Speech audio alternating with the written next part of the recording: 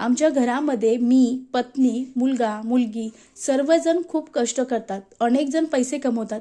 पण तरीही जो पेमेंट आहे किंवा जो पगार आहे तो आमच्या घरात राहतच नाही.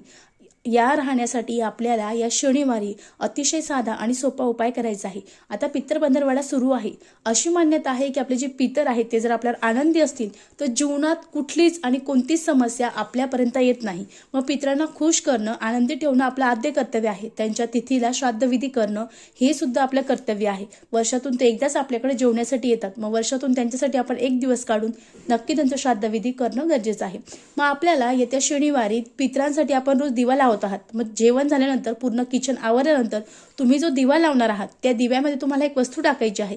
असं केल्याने तुमच्या आर्थिक समस्या ज्या आहेत ते लवकरात लवकर सुटणार आहे आणि जो पैसा तुमचा काही कारणास्तव घराच्या बाहेर जात असेल तो पैसा सुद्धा थांबणार आहे. उपाय काय करायचा तर आपण जेव्हा दिवा प्रज्वलित करणार आहोत दिव्याला खाली एखादी प्लेट ठेवणार आहोत त्यावर दिवा ठेवायचा आहे.